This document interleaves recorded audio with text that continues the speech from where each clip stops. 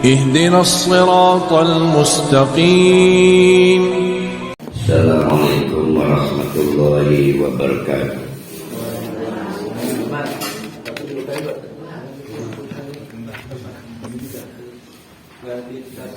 Alhamdulillah. Gimana?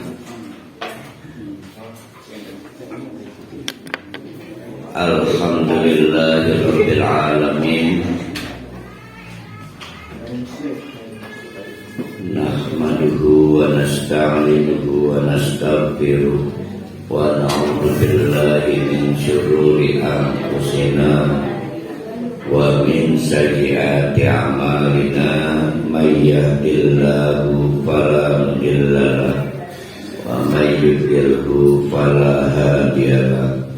Asyhadu an la ilaha illallah wa asyhadu anna Muhammadan abduhu wa rasuluh la nabiyya ba'da.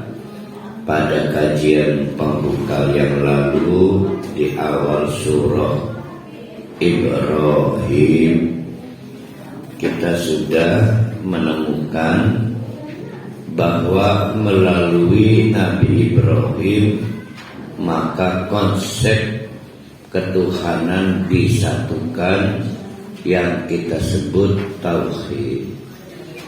Sebelum Nabi Ibrahim, setiap umat itu memiliki cara pandang, ada Tuhan regional,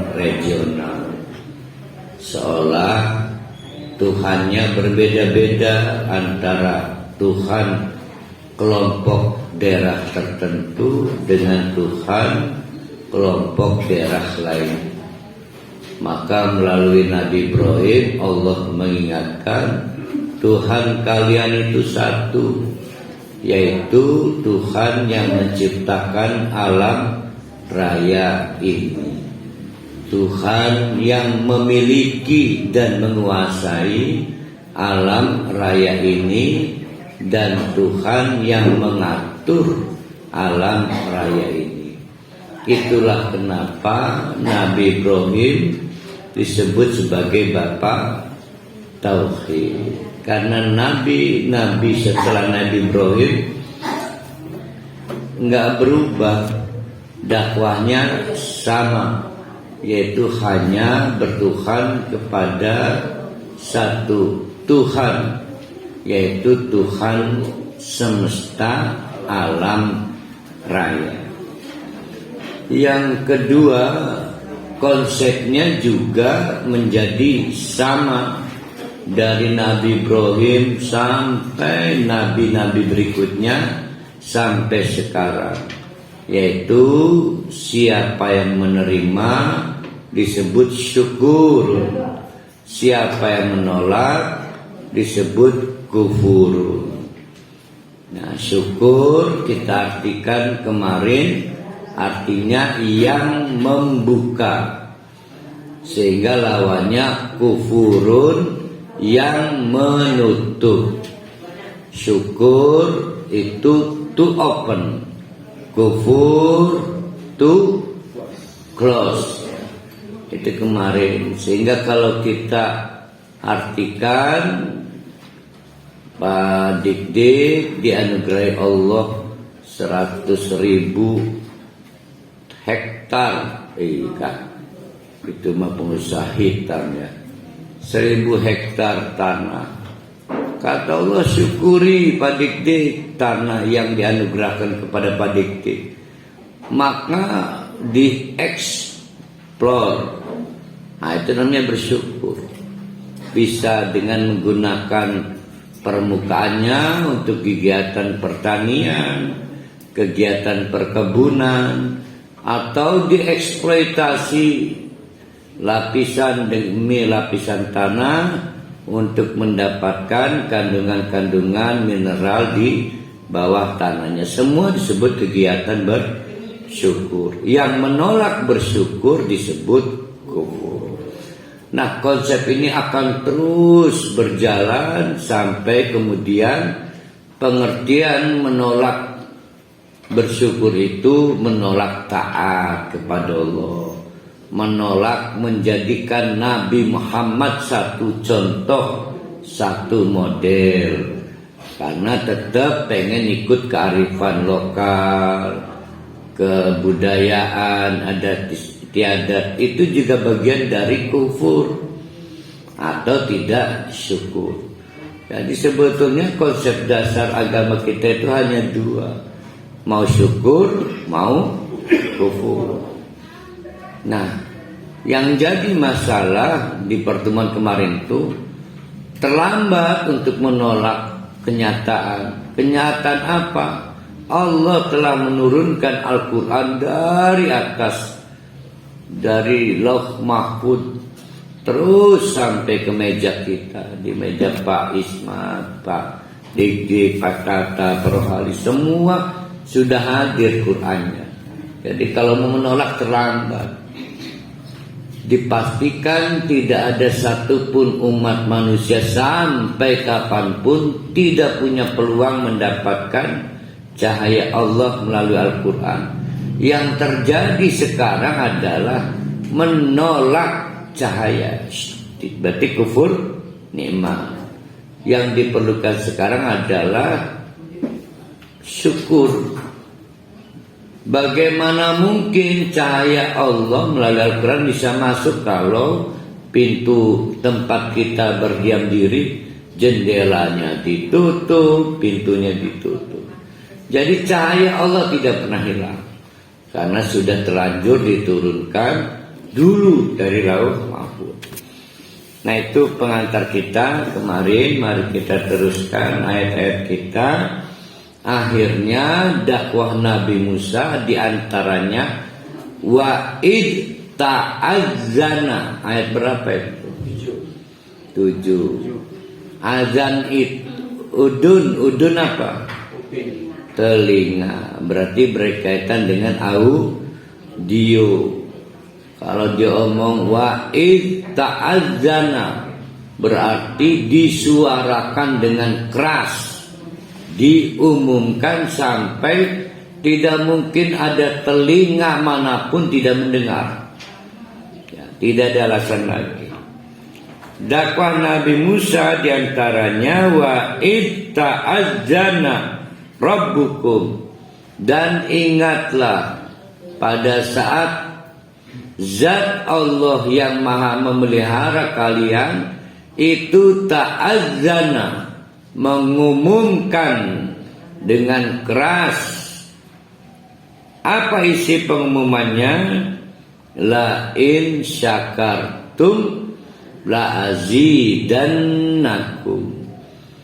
La in, dan jika, sungguh jika, syakartum, kalian bersyukur, dalam pengertian kemarin membuka semua anugerah Allah, la azidannakum, maka sungguh-sungguh kalian akan aku tambah lagi dengan berbagai nilai tambah.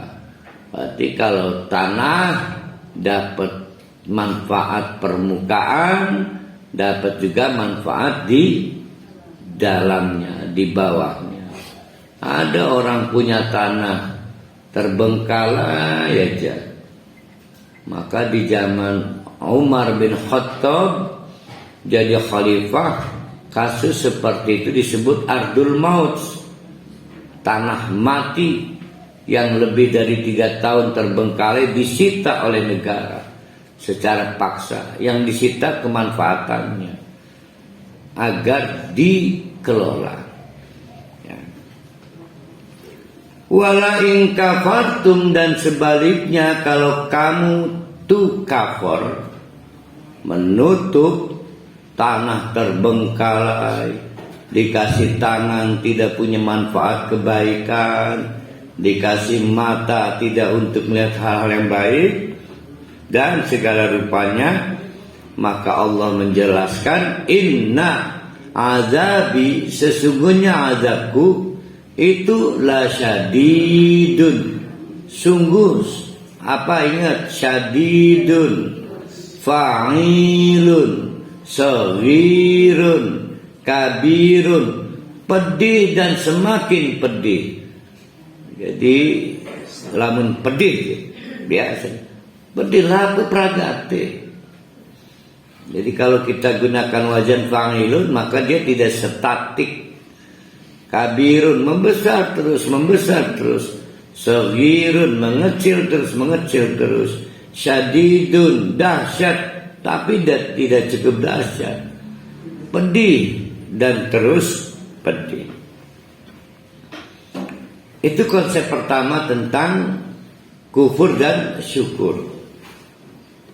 Masih berlanjut dari konsep kufur dan syukur itu. Wa qala Musa, dan berkatalah Nabi Musa, in takfuru, kamu sengaja Bani Israel menantang Allah. In takfuru, kalau kalian kompak menolak semua konsep. Apa aja konsepnya? Satu, kesatuan ketuhanan. Dua, fakta bahwa Allah telah menurunkan cahaya Al-Quran. Berarti kesatuan model hidup. Tiga, bahwa Allah telah menganugerahkan segala hal kebutuhan hidup untuk dieksplorasi, dieksploitasi sebagai bentuk syukur kepada Allah. Tapi kamu menolak. Oke, antum semua kalian kompak menolak. Wa ma fil ardi, sekalian dibawa. Siapapun yang kamu kenal, kolega, saudara. Berarti gerakan global menolak dakwah Musa ya. Jami'an, semuanya.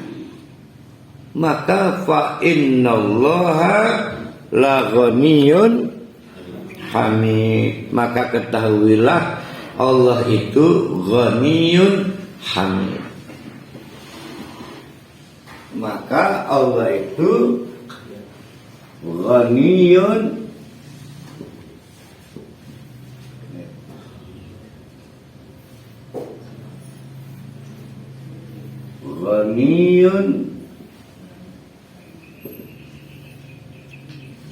hamidun. Maka ketahuilah Allah itu independen.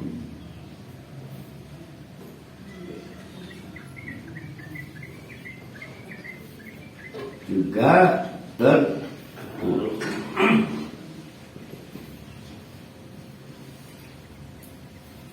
Pak Jokowi, untuk menunjukkan Pak Jokowi itu berkuasa, maka Pak Jokowi membutuhkan rakyat.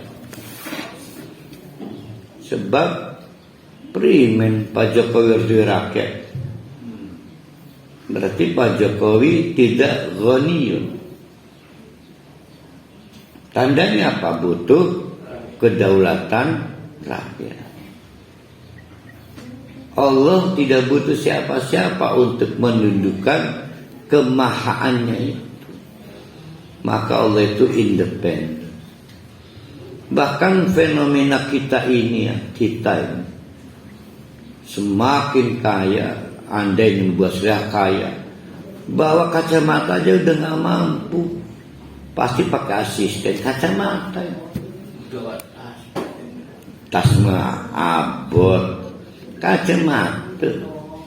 Bahkan mau pidato, satu lembar kertas saja pakai pembantu bahkan kertas. Jadi semakin kaya kita ini ya, semakin rentan dan tidak mampu, butuh banyak bantuan. Maka sebetulnya konsep kaya yang dipraktekkan kita sekarang itu tidak sama dengan kaya yang dimaksud Allah. Allah itu kaya karena tidak membutuhkan yang lain. Sementara kita semakin kaya semakin lemah, nggak mampu apa-apa. Bahkan pengen nyisirnya disisirakan. Saking kayanya. Lihat itu, Pak Jokowi pakai kacamata enggak? Satu-satunya yang dilakukan Pak Jokowi dewek, makanya nanti. Bentar. ngebendak rambut. Iya kan ya. Ini berarti orang demen yang Pak Jokowi. Saya mah demen, maka sering memperhatikan.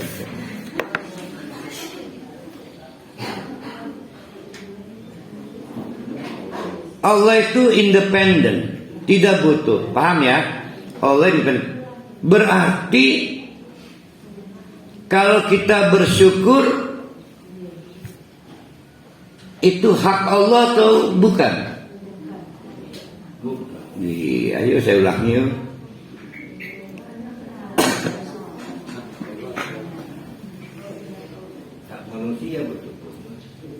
Allah itu tidak butuh, termasuk tidak butuh ketaatan kita dan sebagainya.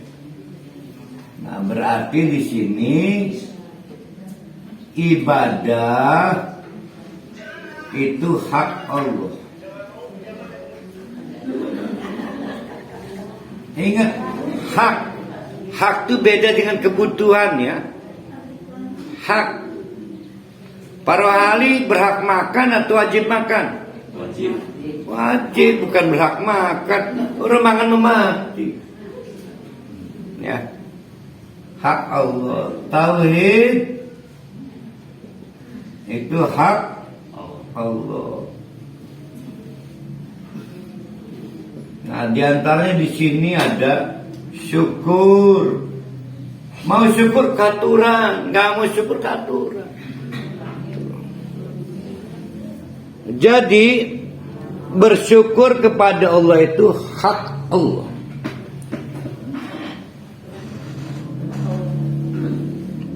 Di sisi lain kewajiban manusia. Hak saya nih wajib makan, bukan berhak makan. Hak Allah itu disembah dan tidak dimusyrikkan.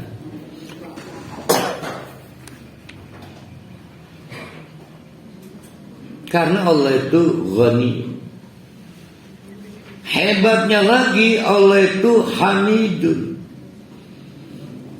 Pak Jokowi resign dari jabatan presiden, belum tentu masih terpuji. Dia terpuji pada saat menjabat. Ada lerenya. Nah, Allah tidak ada lerenya, maka hamidun. Haknya melekat. Hak untuk disembah dan hak untuk tidak musyrik itu diduakan. Poligami mah bisa 3, bisa 4, bukannya 2. Itu mah yang kepepet 2 mah.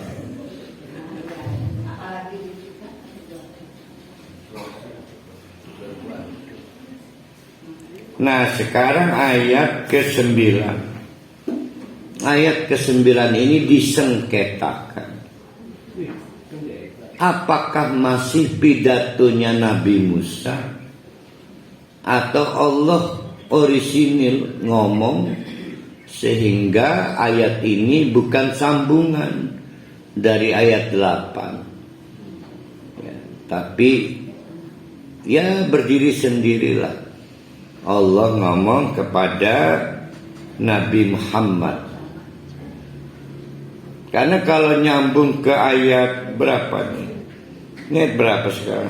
9 nyambung ke ayat 8, maka Nabi Musa sedang berbicara dengan kaum terjajah Bani Israel yang dibantu bebas dari penjajahan Fir'aun.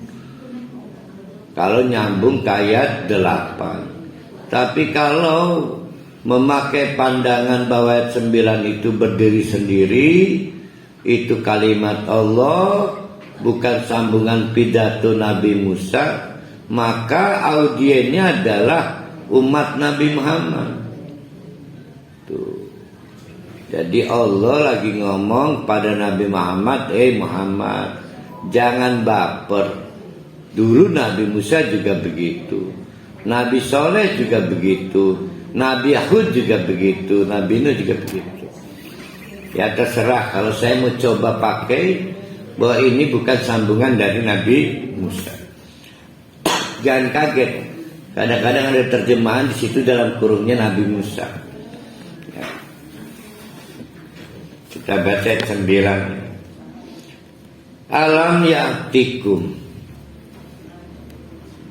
belumkah datang kepada kalian semua, hei umat Nabi Muhammad, apa yang datang? Naba'ul ladzina, kisah orang-orang min qablikum, sebelum kamu.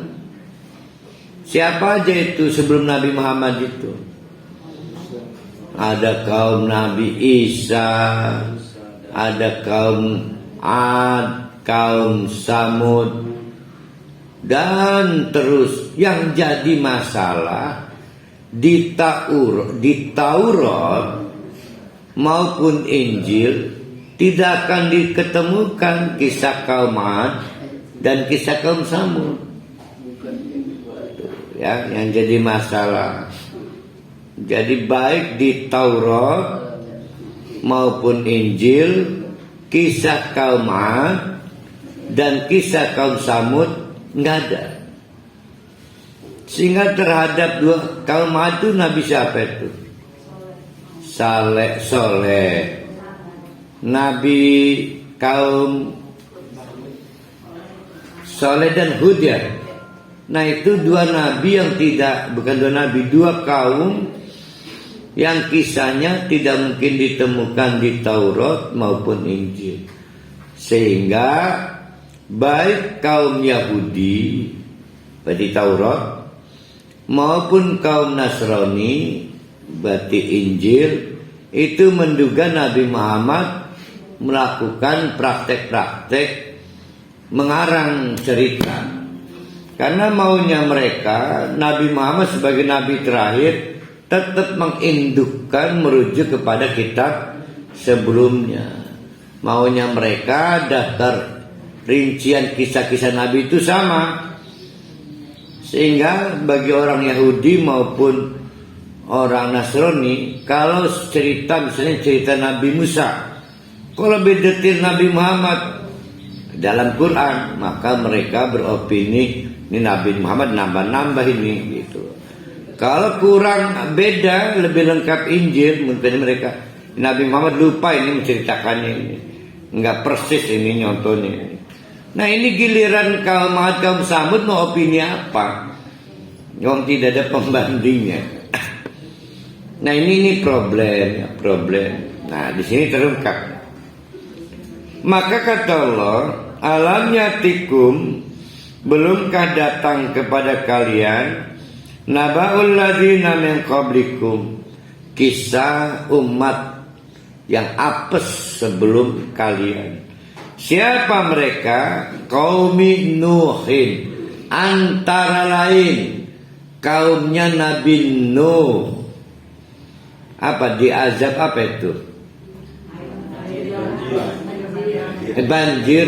Banjir ya. Wa'adin. Nah ini nih kaum Ad. Ini kaum yang diceritakan pernah mencapai peradaban hebat sehingga mampu membangun tower-tower. Tapi di Taurat, di Injil gak ada. Entah tahun berapa saya pernah baca ceritanya, sekelompok peneliti Prancis dengan menggunakan alat yang mampu memetakan material-material tidak asli di bawah bumi, itu menemukan beberapa keanehan, diantaranya bangunan-bangunan yang menurut logika zaman itu nggak mungkin bisa dibangun, berlantai-lantai. Juga ada semacam kalau kita mah kontainer lah. Itu yang diceritakan di hadis, karapan-karapan pembawa logistik itu.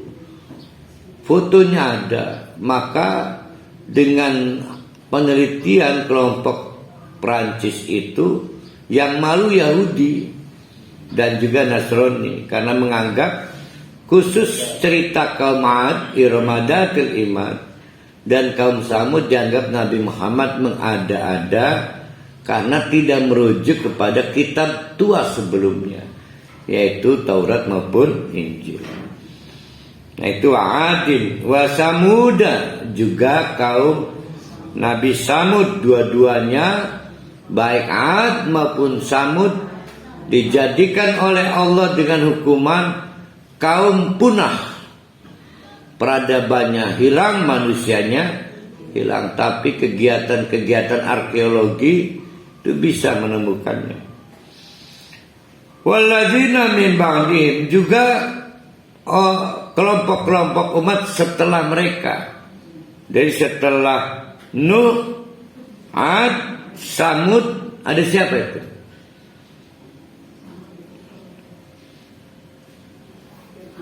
Nggak tahu, mungkin Wali Songo. Di setiap daerah ada nabi-nabi, ribuan, sehingga diterangkan la ya'lamuhum illallah. Tidak ada yang tahu kecuali Allah. Kita ini hanya mencatat 25 nama nabi, itu aja pada nggak hafal itu. Gimana kalau dilaporkan ribuan itu? Ayo silakan ditambahkan nama nabi, boleh. Tapi tidak ada satu nabi pun yang tidak mengajarkan tauhid. Jadi kalau ada yang mengklaim maaf Sunan X, nggak ada masalah, didaftarkan sebagai nabi. Cek, kalau dia tidak mengajarkan tauhid bukan nabi. Karena semua nabi telah dideklarasikan oleh Allah ajarannya satu, yaitu tauhid. Baik tauhid dalam pengertian teologi maupun tauhid dalam pengertian kesatuan ibadah. Bahkan setelah zaman Nabi Muhammad, tauhid itu juga berarti kesatuan model ibadah, hanya merujuk pada apa yang dilakukan dan dicontohkan oleh Nabi Muhammad SAW. Jadilah ya'lamuhum illallah.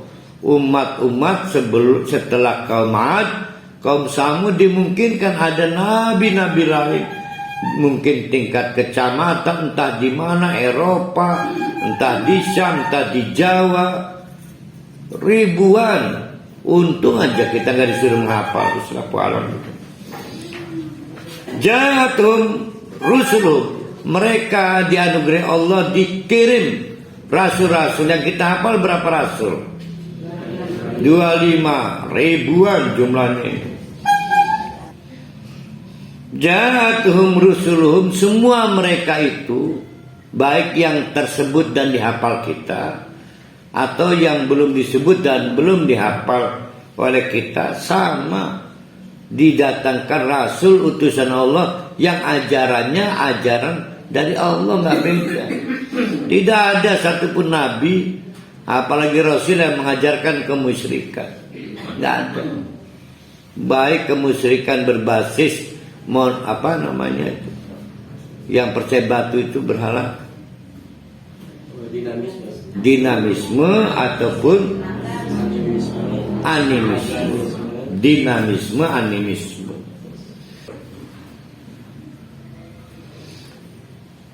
Rasul-rasul diutus kepada mereka bil bayyinati, dengan ajaran-ajaran yang jelas, tidak dapat diperdebatkan. Tuh, dikirim rasul, faraddu aydiyahum fi afwahim, ngelunjak benar. Respon umat-umat itu sama. Faraddu, mereka mengembalikan, aydiyahum, tangan-tangan mereka, fi afwahim, di mulut-mulut mereka. Jadi bentuknya gimana tuh?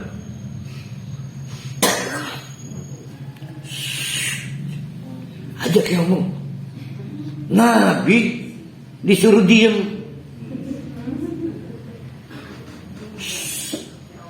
Oh, ngelunjak. Ustaz disuruh memegang ngelunjak. Nabi dapat. Kamu tuh gak sesuai heritage. tidak sesuai kearifan lokal, tidak sesuai ajaran Nusantara. Dari dulu sama, kalau sekarang masih diulang basi. Faraddu aydiyahum fi afwahihim. Mereka melakukan gerakan aksi minta Nabi tutup mulut dengan cara gitu. Itu maksudnya di kalimatnya begitu. Kau tegari Quran baru ku. Bengen melamun tutup gulati manis iki sing kono. Enak. Faraddu nikahikun. Wih, barang di alam malam hilang baru kali.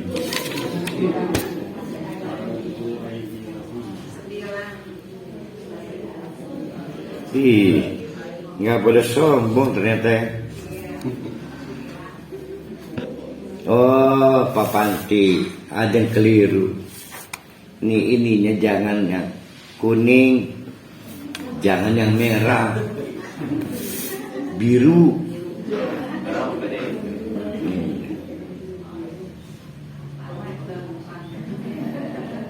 Faraddu aydiyahum fi afwahim.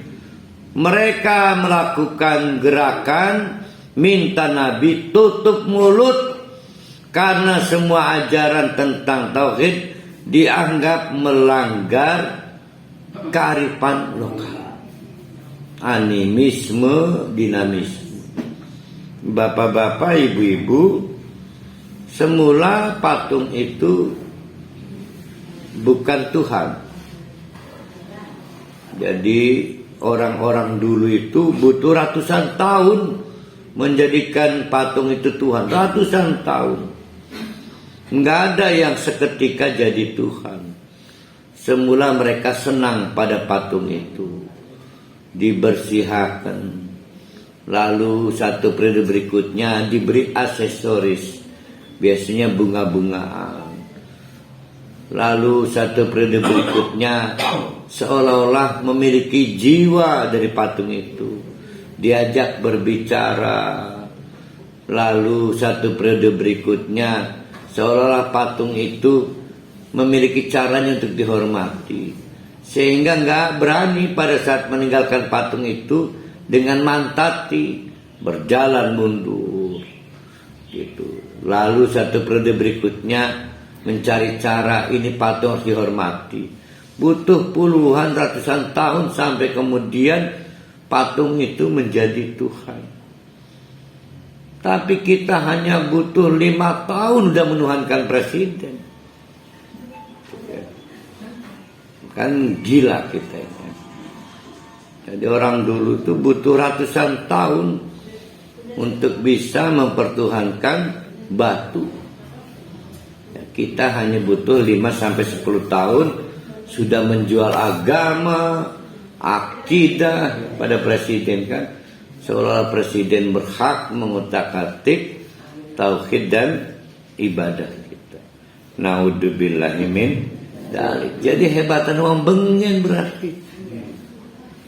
Hebatan orang bengen. Wa qalu, setelah mereka melakukan gerakan aksi meminta para nabi tutup mulut, mereka juga dengan berani membangun narasi.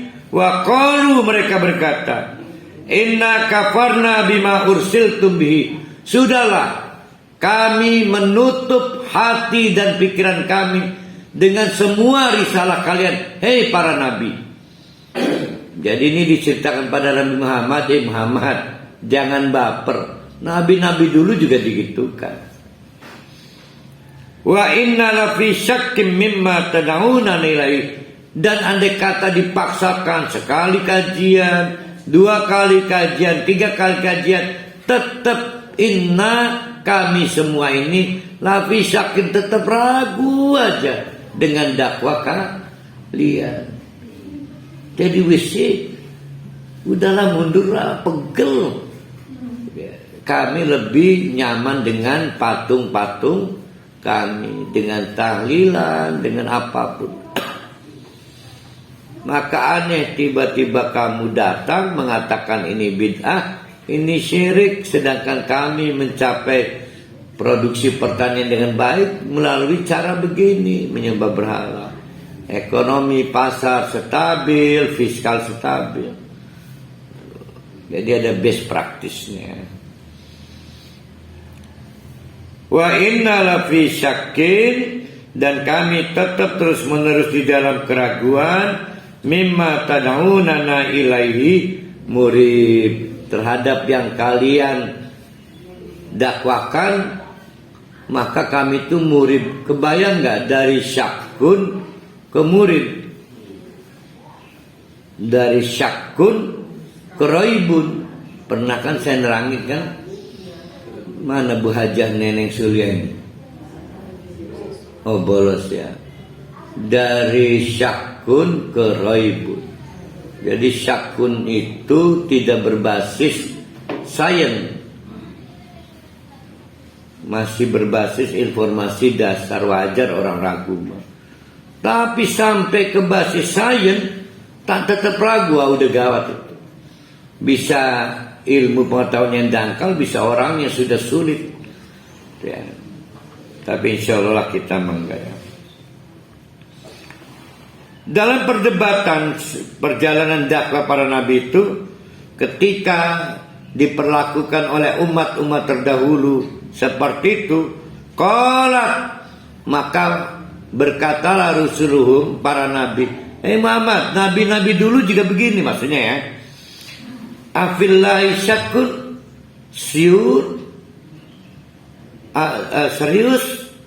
serius kamu ragu pada Allah? Kurang lebih begitulah. Serius kamu ragu pada Allah? Padahal Allah adalah fatiri samawati wal ard. Coba kamu pikirkan, kamu tidak percaya pada Allah, lalu singgawi langit dan bumi siapa? Emang patung? Coba pikirin. Itu ilmu pengetahuan yang empirik. Tetap mereka itu tidak objektif. Maka kata mereka, kalau kalian tanya siapa pencipta langit dan bumi, oke, kami akui pencipta langit dan bumi adalah Allah. Tapi kalau kamu, hai para nabi, memaksa kami meninggalkan kebiasaan lama, nggak sanggup. Karena ekonomi kami maju dengan cara begini, kestabilan sosial dengan cara begini. Kamu itu teroris, kamu anti intoleran, radikalis. Nabi-nabi disebut begitu, sama di zaman Belanda ya. Imam Bonjol, pahlawan Islam siapa aja? Imam Diponegoro, Tengku Umar, itu disebut oleh Belanda teroris. Kemudian diteliti setelah Indonesia merdeka, mereka bukan teroris, mereka pahlawan-pahlawan nasional. Kata Nabi, ketahuilah, yad'ukum liyaghfira lakum min dzunubikum, bahwa di antara dakwah Nabi adalah menawarkan ampunan dari Allah. Ini penting nih, ya, menawarkan ampunan dari Allah. Kenapa menawarkan ampunan dari Allah? Karena nabi-nabi sebelum Nabi Muhammad itu mengingatkan tentang bahayanya azab Allah, kecuali bertobat. Sudah ada buktinya. Kaum Nabi Nuh ditenggelamkan, kaum Ad dihancurkan punah, kaum Samud dihancurkan punah. Kalian mau nantang lagi? Udahlah, jangan nantang Allah. Sudah terbukti. Yang harus kamu lakukan adalah jemput ampunan Allah. Ini cerita begitu. Lebih mudah umat zaman itu karena empirik. Nah, kita makan yetah diazab. Temennya ingkar janji pada istrinya, bawa motor tabrakan bungsut. Padahal mungkin itu aja. Nah, itu mah kecelakaan doang. ceroboh ba motor. Yad'ukum liyaghfira lakum min dunubikum wa yuakhirakum ila ajalin musamma, sehingga dengan bertobat itu Allah menunda, mengakhirkan sampai batas waktu tertentu. Apa yang diakhirkan? Azabnya. Lumayan lu gak diazab itu. Setidaknya punya kesempatan bertaubat, merenung, cetak pahala, cetak amal. Kalau kita itu ya, kita nih, itu dapat nikmat dari Allah, misal kaya, sehat, padahal nggak pernah sholat. Nah itu kesimpulannya apa itu? Istidros. Kok bisa ya nggak sholat tetap sehat? Bilai. Nah tapi kalau kita ini kadang-kadang jelek ya, sholat bagus, kadang-kadang ngebohong ke suami, bilai, nah itu namanya azab ya. Saya makan nggak pernah ngebohong ke suami saya.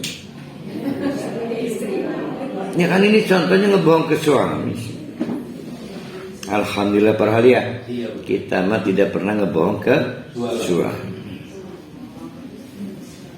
Kalaupun ngebohong ke istri sangat terpaksa kita mah. Sangat terpaksa.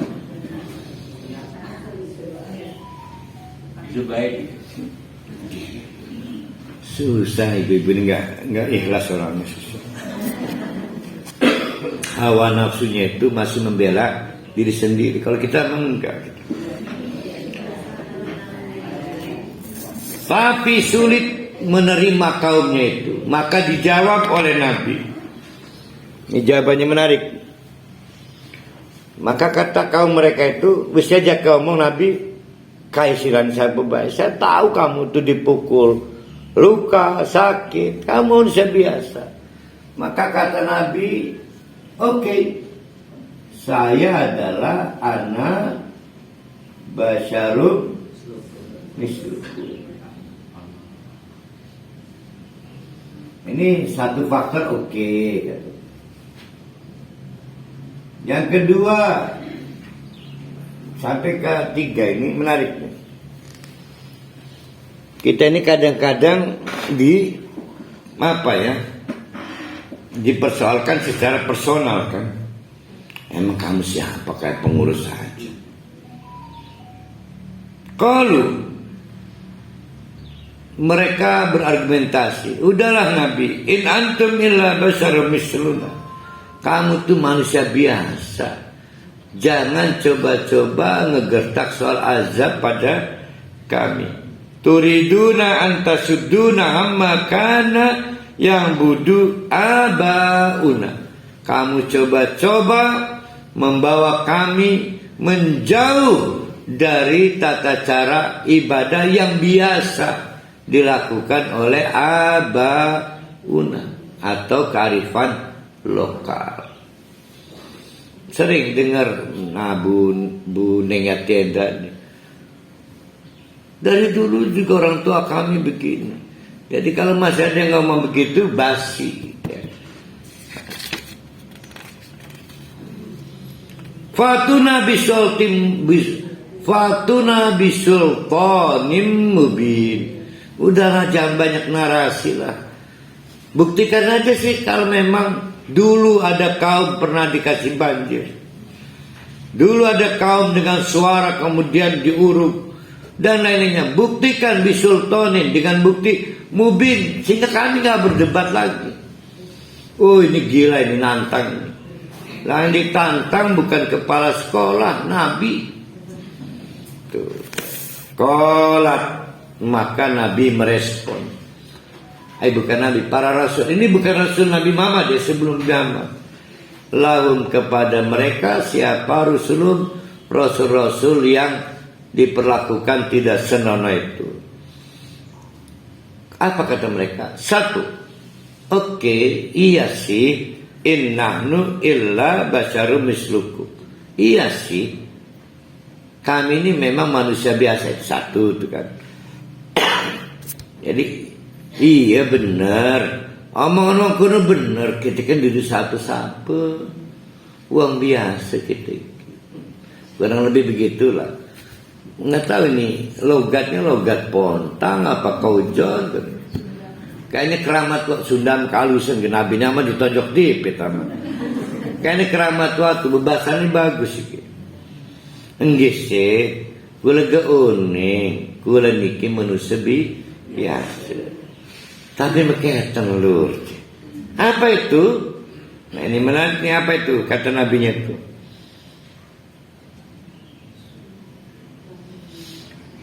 Walakinna Allah yamunnu ala man yasha min ibadi. Tapi kan faktanya lur, Allah berdasarkan kehendak Allah memberikan kelebihan kepada hamba terpilih.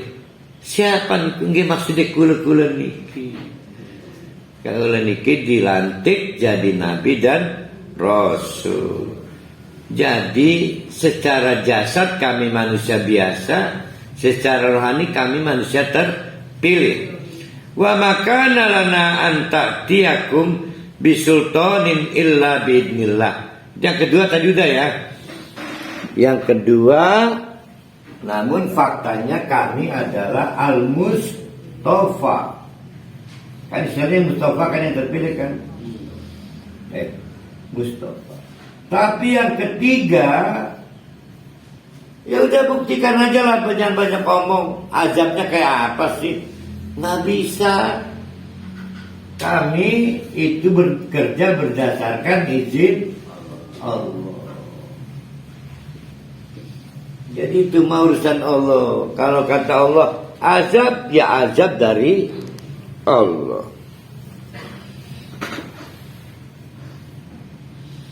Wa 'alallah falyatawakkalul mu'minun. Dan sebagai orang mukmin kami mewakilkan untuk mengazab kalian itu kepada Allah. Ini bukan melunjak pada Allah, emang tugas mengazab itu tugas Allah. Wa ma lana alla natawakkala 'alallah wa qad hadana subulana. Dan tidaklah kami itu kecuali tawakal kepada Allah. Karena sungguh dengan cara itu apa tuh? Wa qad hadana subulana. Ayo siapa yang ingat pertemuan kemarin? Beda torik, beda sabil.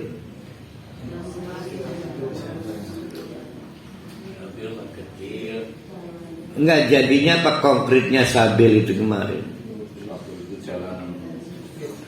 Project. Berarti kalau azab itu torik apa sabil? Sabil itu project berarti turunnya banjir. Itu jalan petunjuk untuk Nabi Nuh. Berarti sabil, project, hanya kasus itu doang. Karena jalannya sempit, tidak bisa diulang lagi, nggak bisa. Nanti timbul pertanyaan, Nabi Muhammad nggak keren amat, azabnya apa ya?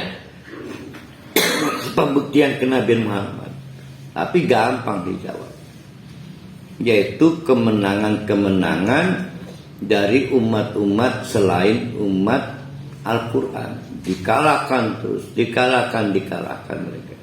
Itu azab untuk mereka.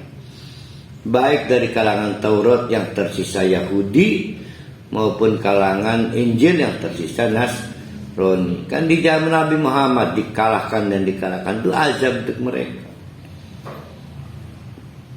Nah, dengan cara bertawakal itulah kata para nabi, maka project untuk mengazab kalian itu menemukan jalannya, namanya sabilun. Ya, bagi yang masa kemarin masih nyambung ini. Wala nasbiranna ala ma azaitumuna. Kami tetap bertahan. Sabar itu artinya bukan mundur. Jalan terus, maju terus. Ya.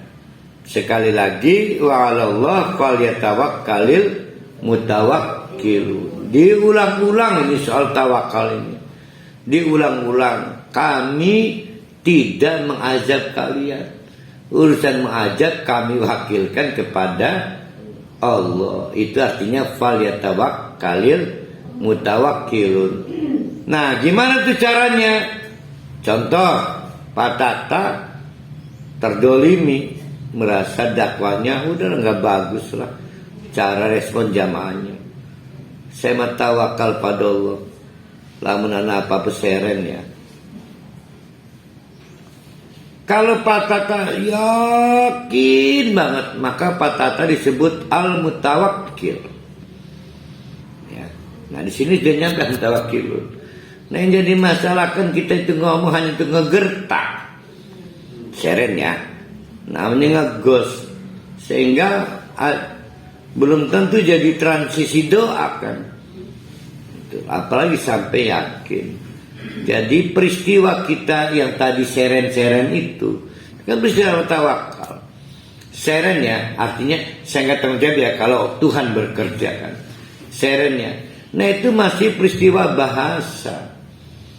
Belum peristiwa hati, apalagi menggabungkan seluruh pemikiran kita, sehingga kalau di sini disebut al-mutawakkil. Semua doa-doa kita itu kurang yakin, bahkan gak ada yakin lagi. Bismillah, bismillah, nggak ada yang bismillah, sehingga garing nggak jadi.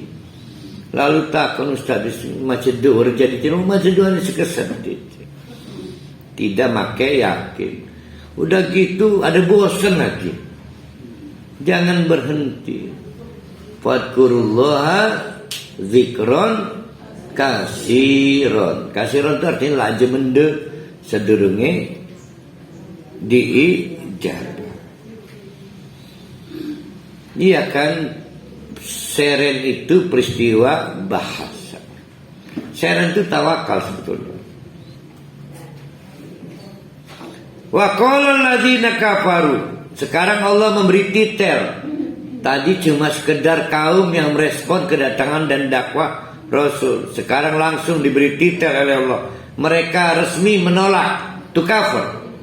Walladziina kafaru, dan mereka para penolak dakwah para Rasul, lirusulin para Rasul. Gila. Linuhrijannakum, sungguh-sungguh berani mengusir paksa min ardina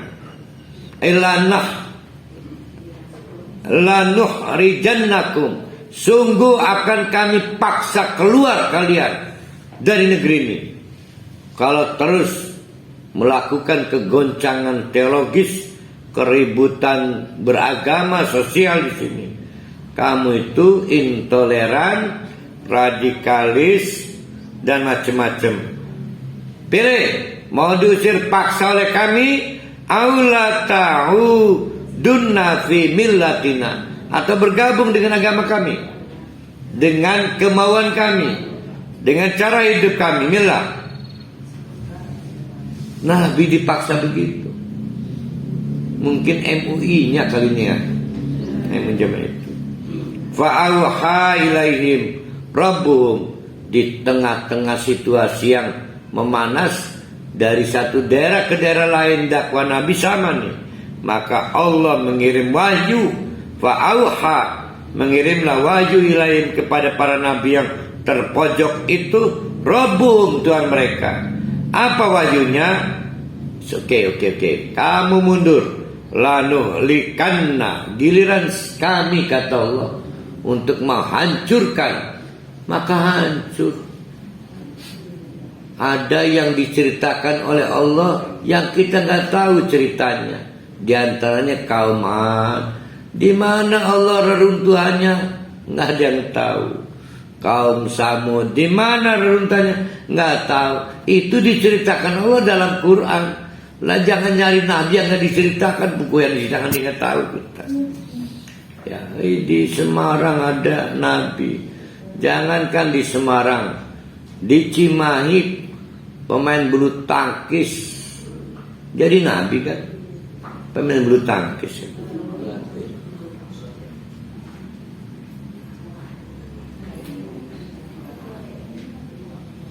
Lanuhlikanna dzalimin. Kaum yang dolim membangkang, menolak, mengusir para nabi, biar urusan kami, akan kami hancurkan.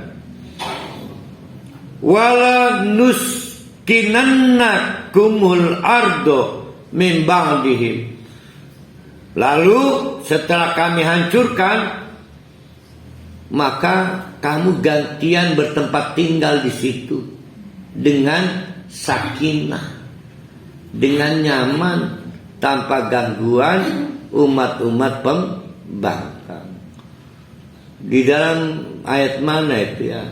Itu caranya kan melipirkan, dikalahkan sampai dikuasai oleh para nabi. Jadi sebelum Nabi Muhammad beda cara Allah menerjemahkan dakwah itu.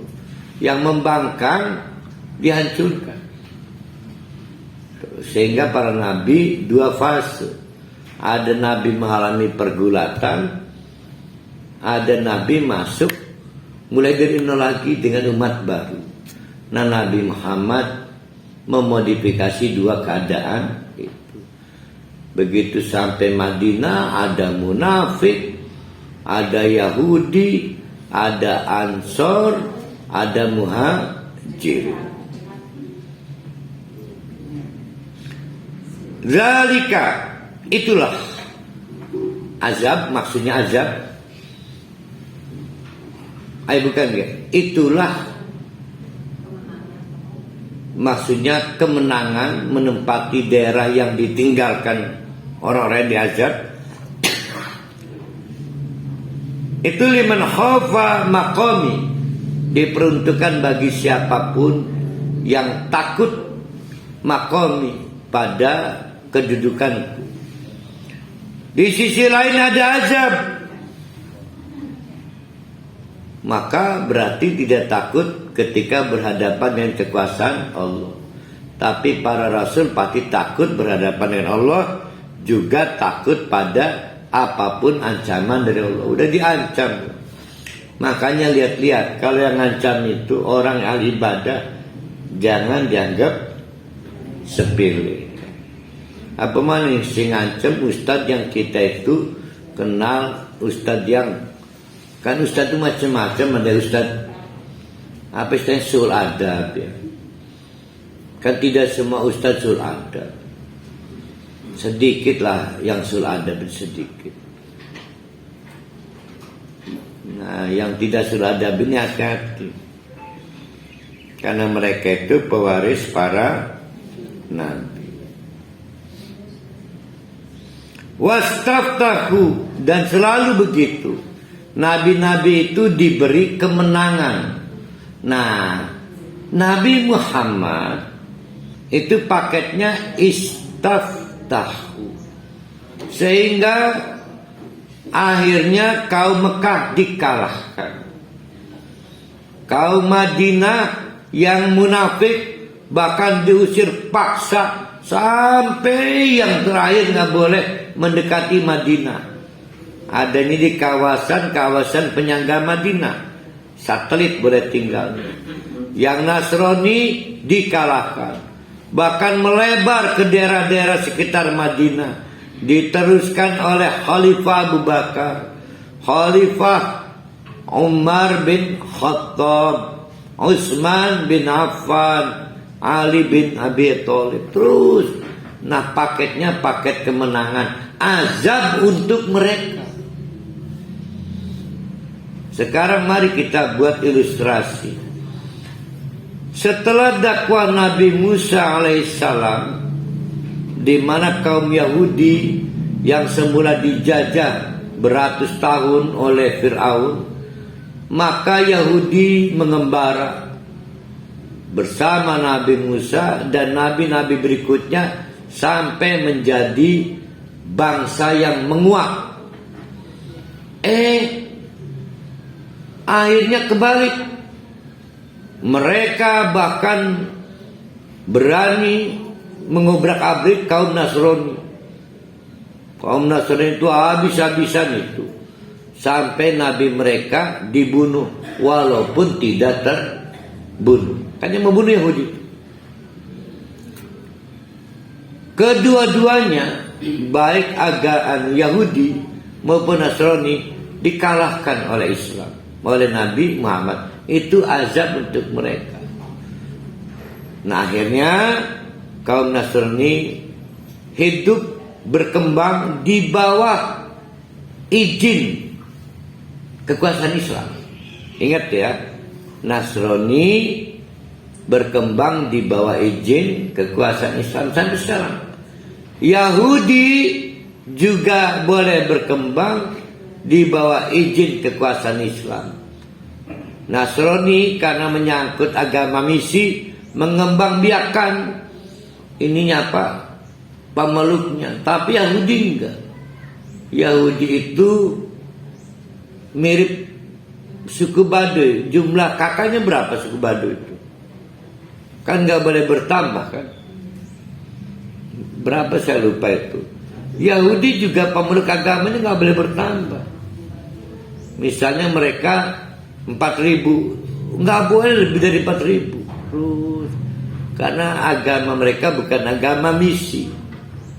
Tapi apapun, dulu mereka setelah dikalahkan tunduk dan patuh pada kekuasaan Islam. Sekarang berubah ya, mereka ngerunjak kedua-duanya. Maka diingatkan oleh Allah, walan tardo angkal Yahud walan nasara hatta tattabi'a millatakum. Wastaftahu, maka diberilah kemenangan.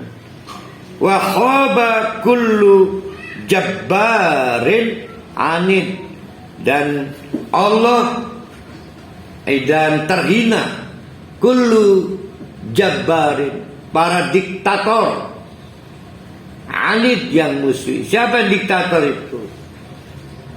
Yaitu sistem sosial yang merasa otoriter. Namanya apa itu?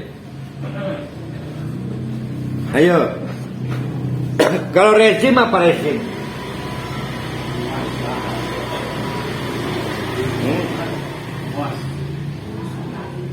Rezim penguasa. Kalau berarti penguasa yang otoriter. Kalau sistem masyarakat mayoritas yang otoriter, namanya diktator mayoritas.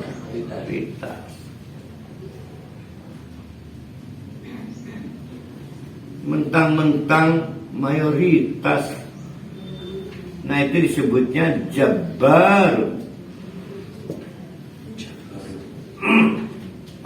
Kan sama, mereka itu tindakannya otoriter juga. Dengan alasan kearifan lokal, ingat, kearifan lokal tuh diktator mayoritas. Mereka menolak dakwah para nabi.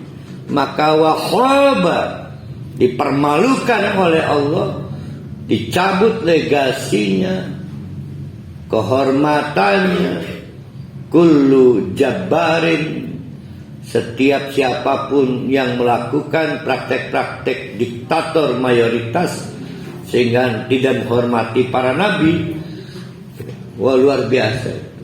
Nah, jabbar itu hanya punya Allah. Kesombongan itu baju Allah. Yang boleh diktator itu Allah. Yang boleh otoriter itu Allah. Jangan coba-coba atas nama komunal mayoritas meminjam, memakai baju Allah, jabbar. Tapi kemarin ada yang naik motor malak sopir truk pakai baju ormas, sendirian berani diktator lagi ya. sudah ditangkap di tadi mana itu Bogor tuh ya. Ternyata punya titel dia, si pemalak itu. Titelnya residivis. Ya, artinya jelaslah kedudukannya.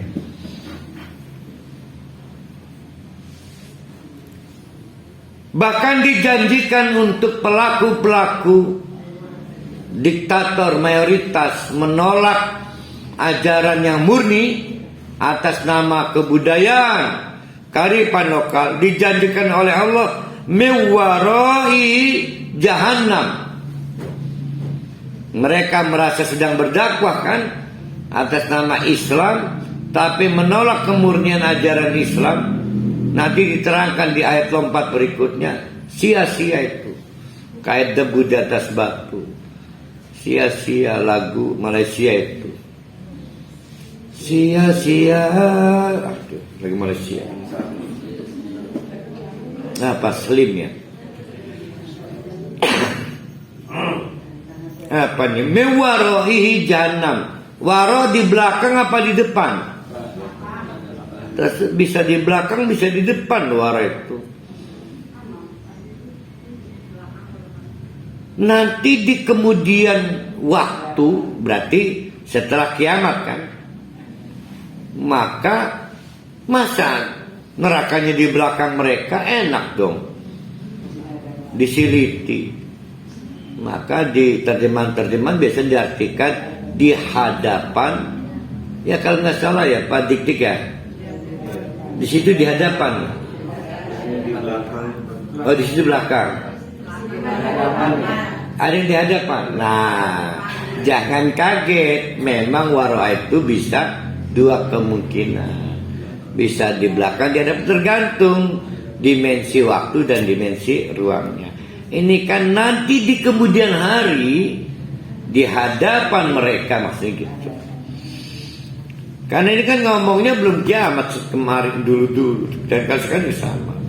Bahkan ini digambarkan ya. Saya nyebutnya apa ya, perumpamaan. Kok perumpamaan Ustaz? Kan ini situasi neraka. Di neraka wayusko diberikan minum mimma'in sadid, dari nanah. Jangan jijik, ini perumpamaan. Karena neraka itu sesuatu yang gak pernah kita lihat, gak pernah kita dengar. Mungkin lebih dari itu mungkin. Wih, berarti gak siap masuk neraka, baru perumpamaan aja udah gak sanggup. Udah jangan masuk neraka lah. Ini baru perumpamaan. Ya, karena neraka itu maupun surga sesuatu yang belum pernah kita lihat, belum pernah kita dengar. Ini diumpamakan diantaranya minuman nanah. Sanggup nggak? Padahal mungkin lebih dari itu. Kalau mentalnya nggak sanggup, ya udah masuk surga aja ya. Masih memilih atau udah punya ini pilihan tetap? Saya mau udah harusnya ke Anies saja saya.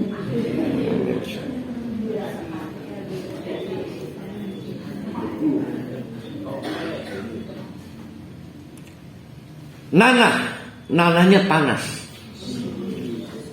Kira-kira diglek-glek apa tuh kalau bukan yang kalau panas sup apa bahasa Indonesia apa itu? Seruput. Nah, yatazarra'u itu diseruput. Seruput banyak gitu. Lamun panas diapakan? Ikan enggak? Istilah makanan maksudnya.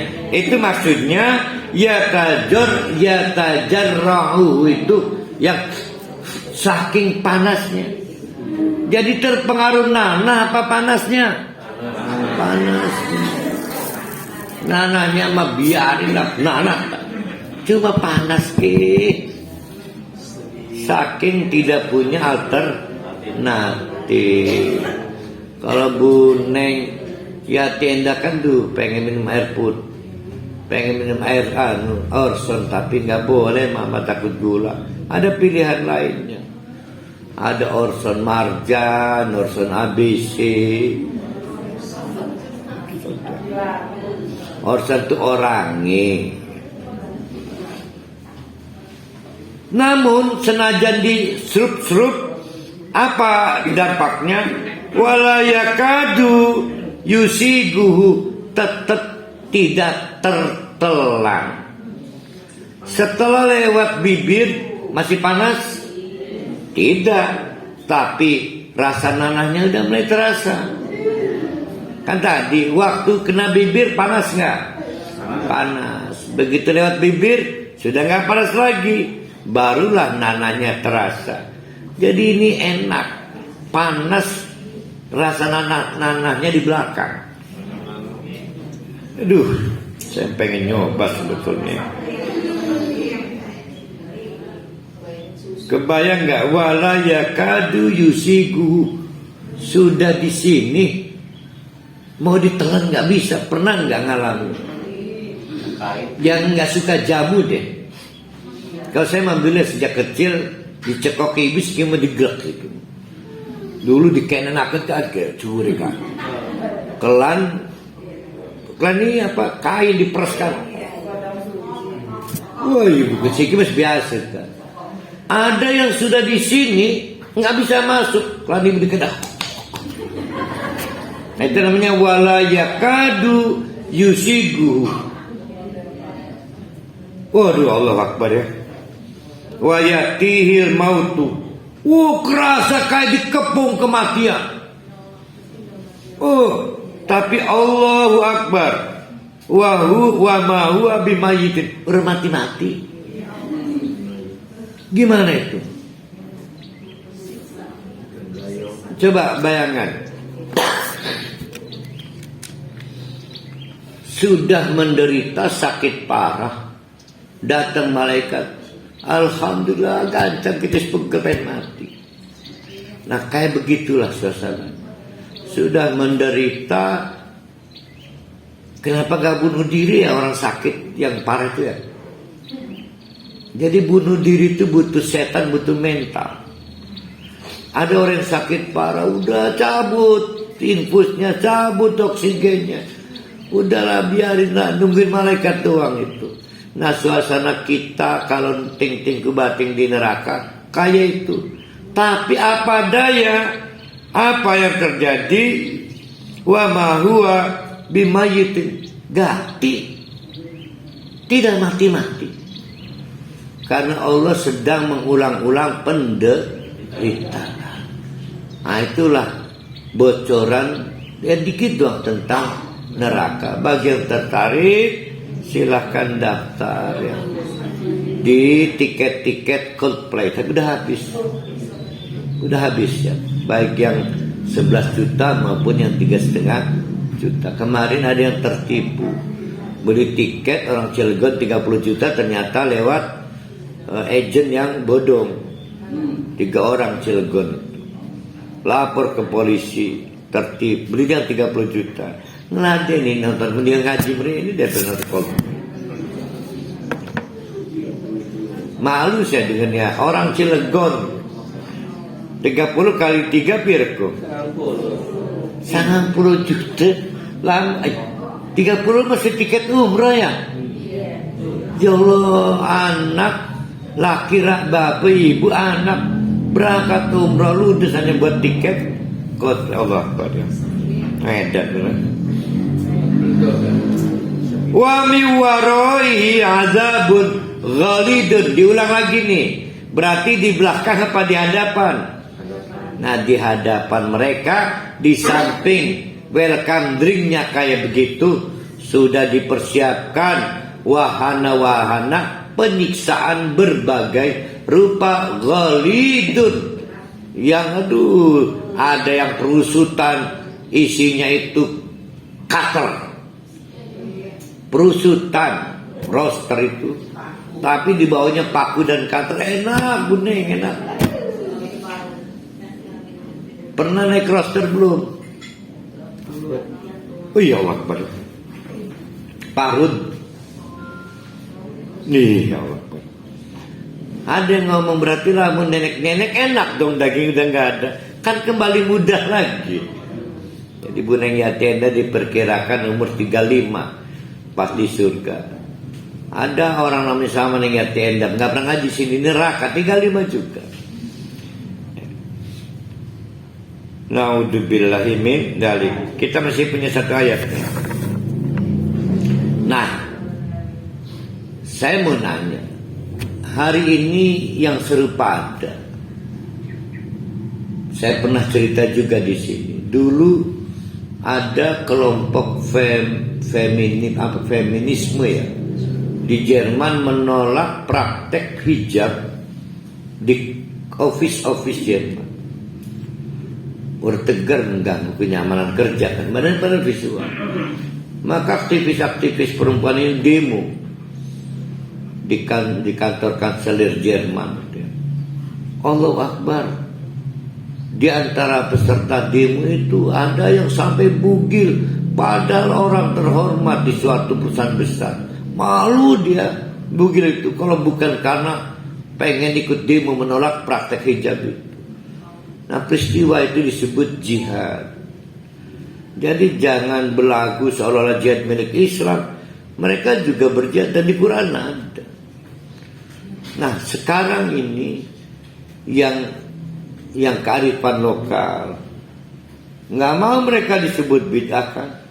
Nah, mereka merasa berdakwah, mereka merasa berjihad juga. Nah, dijawab oleh Allah.